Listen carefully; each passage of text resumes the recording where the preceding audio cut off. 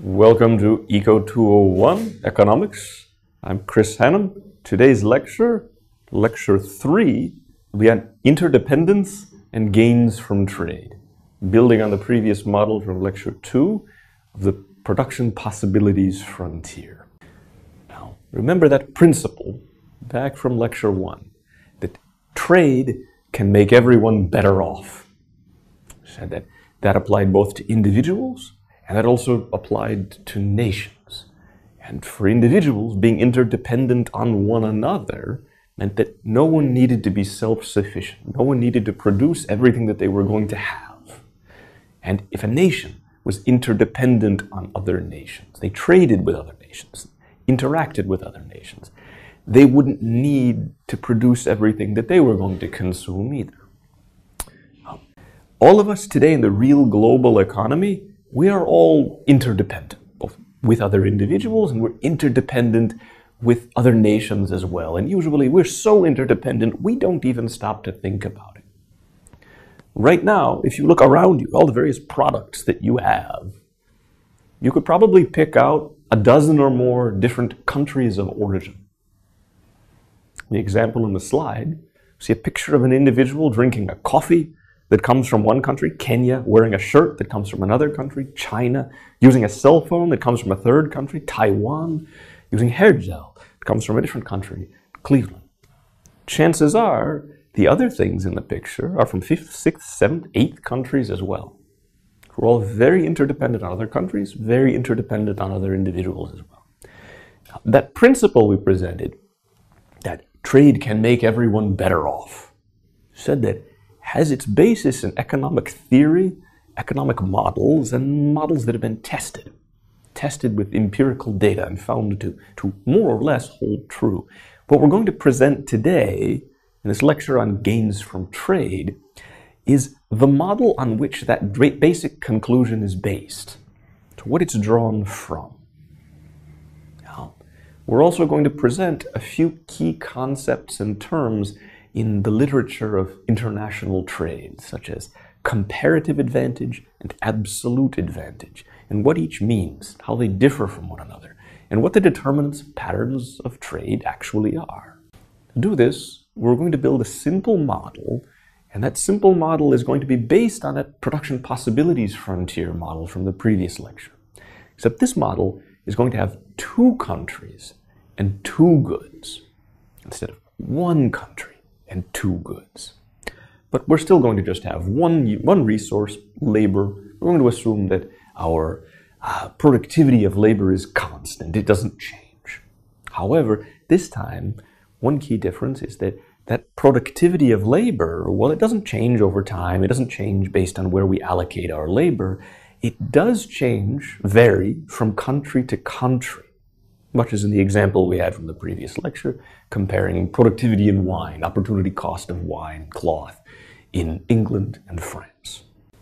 So we're going to look at this scenario for two countries and see what each country is able to consume, what people are able to have in that country, in that economy. First, if that country is self-sufficient, and second, if that country trades with another country. And use this to demonstrate that there can be gains from trade that apply to both countries.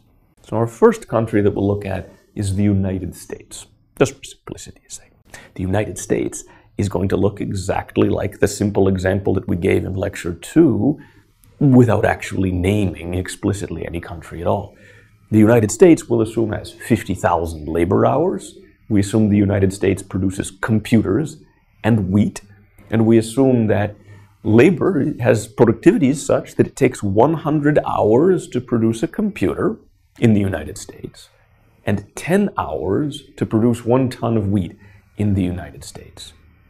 Then we can draw out the production possibilities frontier that we would generate by reallocating labor from sector to sector, exactly as we did in the previous lecture. See that at most the United States could produce 5,000 tons of wheat, if they allocate all labor to wheat production and none to computer production. But in that case, the United States would not produce any computers at all. The other extreme The United States could produce 500 computers by allocating all the labor to computer production, but then they would have no labor left to produce wheat, so the wheat production would be zero. And by reallocating labor, one worker or 1 hour at a time, they could produce at any point in between. All of those points are on that line representing their production possibilities frontier. What we're also going to assume here is, just for sake of argument, a single point that we imagine the United States decides to produce and consume at if there is no trade. Somehow the United States will wind up making a decision about how to allocate labor between those two industries, determined by how many computers and how much wheat relative to one another people in the United States actually want. And they can choose any point on that line because all points on that line are possible and all points on that line are efficient. We'll just imagine, for sake of argument, that they choose a point right in the middle with 250 computers and 2,500 tons of wheat. That means an exactly equal labor allocation between the two industries, 25,000 labor hours to each. Next, we want to draw a PPF for Japan. Japan will be the potential trading partner with the United States. Now, our model is going to have still just the same two goods, so Japan will also produce only computers and only wheat. We could make a model in which the United States made wheat, but Japan did not, and Japan made computers and, say, automobiles. Then logically, the United States would trade away wheat and Japan would trade away automobiles, and the model wouldn't be very informative at all. It's easy to say that if a country can't produce something, it should import it and sell things to other countries they can't produce.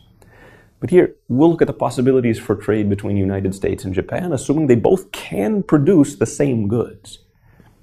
Here, we'll assume that Japan is a little bit smaller than the United States, since this is borne out in truth.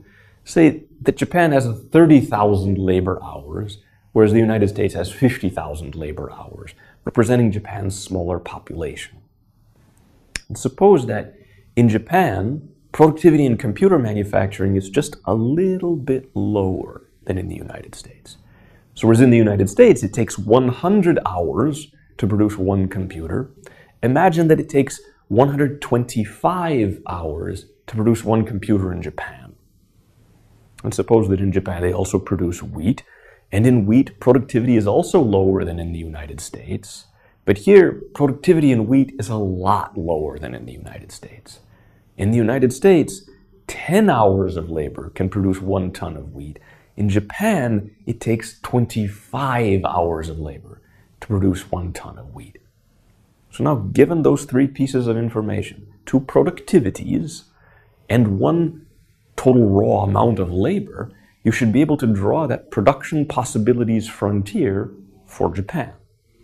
Now, if we plot out all of the possible combinations as we move labor between wheat and computer production in Japan, we'd see that if Japan allocates all the labor that they have, all 30,000 labor hours, to production of wheat, that would enable Japan to produce 1,200 tons of wheat. And if they allocated all of the labor that they have, all 30,000 labor hours, to production of computers, they would be able to produce at most 240 computers. But if they produce 240 computers, they wouldn't be able to produce any wheat at all because they would have allocated all the labor to the other industry. And any point on the line in between those 2 extremes is another possible combination in which Japan could decide to produce. All of those are possible and all of those are efficient. Any point in between. And just as with the United States, we would imagine that Japan would choose some point on the line in the absence of trade where they would produce and they would also consume, since if the country doesn't trade, the limit to their consumption is their production. If they do trade, that's not the case any longer. That's what we're going to illustrate. So we'll imagine, just as with the United States, they'll allocate half of their labor to computers, and 15,000 labor hours would be able to produce 120 computers and allocate 15,000 labor hours to producing wheat, and they would be able to produce 600 tons of wheat. And that would be their initial consumption bundle, 600 wheat, 120 computers. In the United States, 2,500 wheat, 250 computers. Now, what we want to describe is first the amount that these countries are able to consume if they decide to be self-sufficient and do not trade with one another, which we've just mentioned, and then how this might change if they decided to trade and reallocated their production in order to specialize in an export good. It's an export. An export is something which is produced domestically for sale in another country. To exchange an export good for an import good. The import good is a good which is produced in another country but consumed domestically. So we'll suppose two different points, starting points for production, just hypothetical points. Suppose that the United States, instead of producing 2,500 tons of wheat, decides to produce 3,400 tons of wheat. That's more wheat than they actually want, with the intent to produce a little bit extra so they can test out international markets for some to sale. And then if you draw the point on the line, which corresponds on the line, again, as we assume that the country will be allocating all labor and producing efficiently, where the United States would produce 3,400 tons of wheat, how many computers will they be able to produce? 160. There's 34,000 labor hours are required to produce 3,400 tons of wheat. That leaves 16,000 labor hours left. In the United States, 16,000 labor hours can produce 160 computers. Next, we'll suppose Japan makes an even more extreme shift in production before they test out international markets and try to find foreign buyers for their exports. Suppose Japan shifts completely into computers. They produce 240 computers.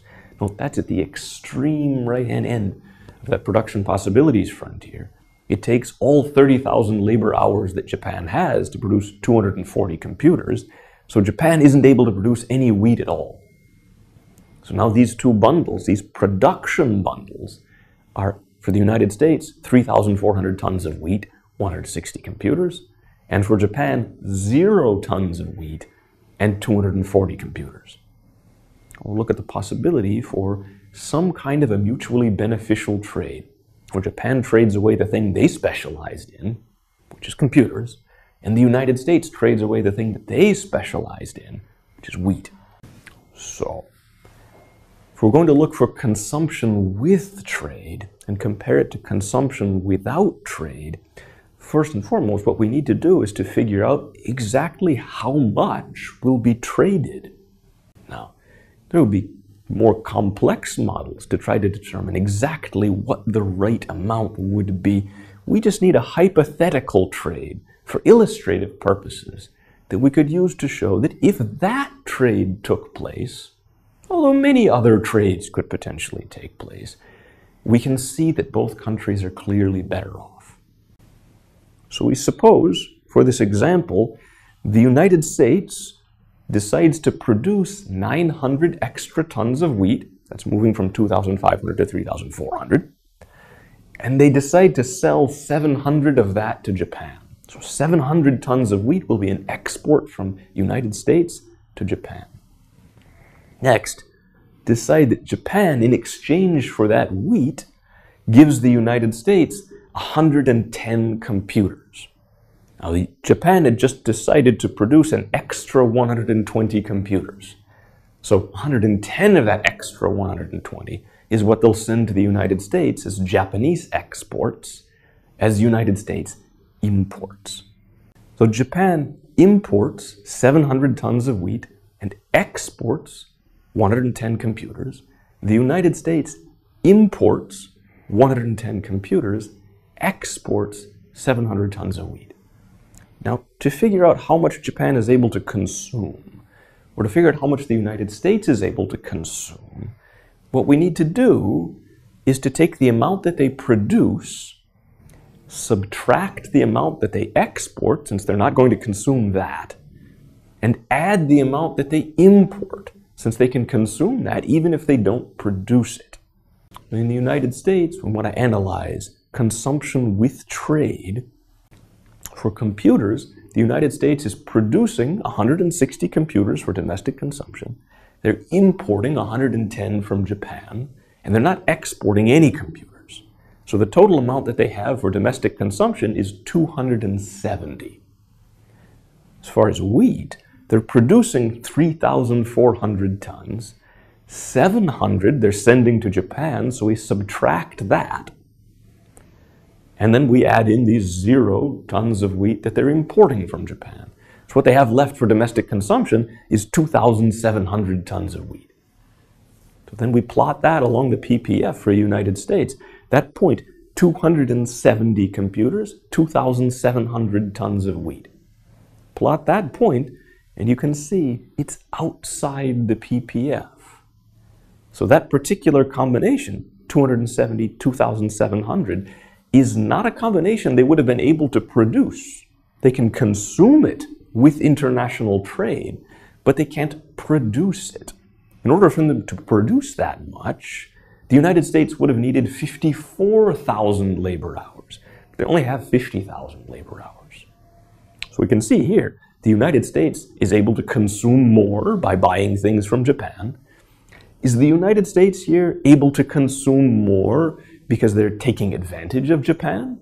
Or is Japan also benefiting from this trade? Let's do the same thing to look for Japanese consumption with trade. In the case of Japan, first start with the amount which they produce, which is 0 tons of wheat and 240 computers. For the computer industry, take away the amount that they export, which is 110, add in the amount which they import, which is 0. You can see that Japan, for domestic consumption, has 130 computers. That's just 240 minus 110. For wheat, Japan produces nothing, and they export nothing. That's 0 minus 0. But they import 700. So 0 minus 0 plus 700. For domestic consumption, Japan has, with trade, 700 tons of wheat. If we plot that point on Japan's PPF, that's 700 wheat, 130 computers, we can see, just as it was the case with the American PPF, that's a point outside the PPF. So that combination is one that Japan could not possibly have produced. They just don't have enough labor or enough productivity to produce 700 tons of wheat and 130 computers together. See, the United States is able to consume more than they could have consumed without trade. Japan is also able to consume more than they could possibly have consumed without trade. So both countries, in this specific example, with this specific transaction that occurs, we assume the transaction 700 for 110, both countries are better off. We can quantify those gains from trade by comparing the new point, that consumption bundle with trade, with the original point, which was the consumption bundle without trade. And that consumption bundle without trade for the United States, that was 2,500 tons of wheat, 250 computers. So the United States now is consuming 200 more tons of wheat and 20 more computers. We quantify gains from trade as 20 and 200. For Japan, before trade, they were consuming 120 computers. Now, 130. Their gains from trade in computers is 10.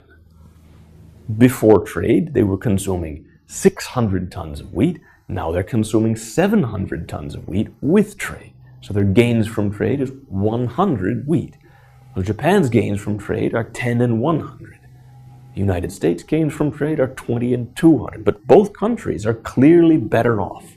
They're consuming more of each good. Now, a big topic in the early theorizing and modeling, early research on international trade, was what exactly determines the gains from trade? What exactly determines whether or not two countries could potentially benefit from trading with one another? As we've shown in this very simple worked example, that the United States and Japan could. Now, one early theory was that a country could benefit from trade. That is to say, a country could benefit from exporting a product if they had what was called the absolute advantage in it. That absolute advantage used one particular measure of cost the number of labor hours that were required to produce it. Say if productivity in a particular industry in a country is high, the cost is low, it requires relatively little labor to produce it, that's a good the country should specialize in, produce a lot of for export. They can benefit from exporting it to other countries. However, if a country does not have the absolute advantage in production of a particular good, then this theory would suggest that because their cost of producing it is high, the amount of labor that it requires is high, the country should not specialize in producing it. They should not export it. They could not benefit from exporting it. And no country, because their cost should be high, could benefit from importing it from them. And here, in the production of computers, the country with the lowest labor cost, the country with the highest labor productivity, is the United States. The United States requires only 100 labor hours to produce one computer, whereas Japan requires 125. So the United States has the absolute advantage in production of computers. Japan does not have the absolute advantage in computers, although we've just demonstrated that Japan can seemingly benefit from exporting them. Now, in the case of wheat, the story is the same. The United States has a higher labor productivity, so lower labor cost, so the absolute advantage in production of wheat. In this particular case, the United States has the absolute advantage in production of both goods. So the theory of absolute advantage would suggest that in the United States, wheat should be cheaper, and in the United States, computers should be cheaper, and there should be no possibility for the United States to benefit by importing anything from Japan. And Japan could not benefit from exporting computers or wheat because their cost to produce them is so high. Now, we just demonstrated that these two countries can benefit from trade in spite of the fact that one country, the United States, we assumed has the absolute advantage in production of both goods. It is true, however, that if Japan had the absolute advantage in production of one good, and the United States had the absolute advantage in production of the other good, then in that case it would be true that the United States would want to export the thing it had the absolute advantage in, and Japan would want to export the thing that it had the absolute advantage in. But as we've just demonstrated, that's not sufficient to describe most important patterns of trade. And the reason for this is that the definition of cost that's used in calculating absolute advantage isn't quite correct. So a country has the absolute advantage in production of computers if it uses less labor. But the real cost that we should be thinking about is an opportunity cost, not a labor cost. We should be thinking about which country has a lower opportunity cost of production of computers, a lower opportunity cost for production of computers, not which country has a lower labor cost for production of computers or for production of wheat. We have an alternative measure, opportunity cost, an alternative definition of advantage called comparative advantage. And that concept of comparative advantage makes the same kind of determination as they have theory of absolute advantage, but bases it not on labor cost, but on opportunity cost. It says that if the country has the lowest opportunity cost in production of a particular good, then that's a good they should specialize in because they'll be able to produce it cheaply, and that's a good they should export to other countries. If a country does not have a comparative advantage in production of a good, then it might be available more cheaply from other countries if they have a lower opportunity cost of production than we do domestically. That would be a good that would be beneficial to import as opposed to export. So who in our model, in our very simple scenario, has comparative advantage in wheat? It should be the country that sacrifices the least in order to produce it. So the country that has the lowest opportunity cost of wheat. And which country has the lowest opportunity cost of producing computers? Therefore, the comparative advantage in production of computers. And the question there is, how much wheat does each country have to sacrifice in order to produce a computer. Now previously, with the same numbers, the same example, we said that 100 labor hours, which are required to produce one computer in the United States, could also produce 10 tons of wheat. So the opportunity cost of a single computer in the United States was 10 tons of wheat. But what about Japan? Well, in Japan, it takes 125 labor hours to produce a computer and 25 labor hours to produce 1 ton of wheat. So that same 125 labor hours that can produce a single computer could produce 5 tons of wheat. So then who has the lowest opportunity cost of producing a computer? The country that sacrifices the smallest amount of wheat. The United States sacrifices 10 tons of wheat, but Japan sacrifices only 5. This is because the productivity in wheat production, presumably because of the lack of farmland in Japan, is very low. As a result, Japan has a lower opportunity cost for computers, less wheat sacrificed, and Japan has the comparative advantage in computer production. So how about wheat production, on the other hand?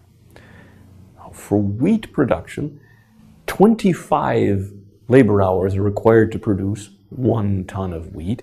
In Japan, I should say. 125 labor hours are required to produce 1 computer. So the amount of labor that could produce 1 ton of wheat in Japan could produce 1/5 of a computer. In the United States, it would take 10 labor hours to produce 1 ton of wheat, and 10 labor hours can only produce 1/10 of a computer. So in the United States, the opportunity cost of wheat is 1/10 of a computer, and in Japan, the opportunity cost of 1 ton of wheat is 1/5 of a computer. Now 1/10 is less than 1/5, so the opportunity cost for wheat is lower in the United States than it is in Japan. So the United States, with a lower opportunity cost in wheat, has comparative advantage in wheat production. See, in this case, Japan has the comparative advantage in computer production. The United States has the comparative advantage in wheat production. So based on the theory of comparative advantage, the United States should be able to benefit by specializing in wheat and exporting wheat. And Japan should be able to benefit by specializing in computers and exporting computers, which is exactly what we showed in the worked example, where Japan traded away computers, United States traded away wheat, and both countries were better off than they would have been if they hadn't traded at all. Now, of course, this model that we built of international trade, this is the fundamental building block of the model of comparative advantage. It makes a lot of big simplifying assumptions. For example, just 2 countries, just 2 products, no interference from government. And of course, there are a lot of questions as a result that this leaves unanswered. Above all else, this leaves questions unanswered. Exactly how much would Japan export to the United States in exchange for how much imported from the United States? What determines those quantities? We just chose an arbitrary level to show one possible transaction that could occur, a possible transaction that would make both countries better off. In future lectures, we may come back to this, but for now, simply leave it as an illustrative example of what economists mean when they say that trade can make all parties better off. On the next chapter, in the next lecture, we'll start to analyze a more complex series of models. A more complex series of models we refer to under the heading of supply and demand. Now, the models of production possibilities, frontier, gains from trade, and the circular flow, these are less important, less fundamental models to the field of economics than is supply and demand. But supply and demand is a little bit trickier. Supply and demand can, on the other hand, get to an answer for that exact question. What is it that determines exactly what the rate of exchange would be between the United States and Japan for computers in exchange for wheat? What would the relative price of the 2 goods be, and how much would they trade? All right, we will resume lecture 4 on supply and demand next week.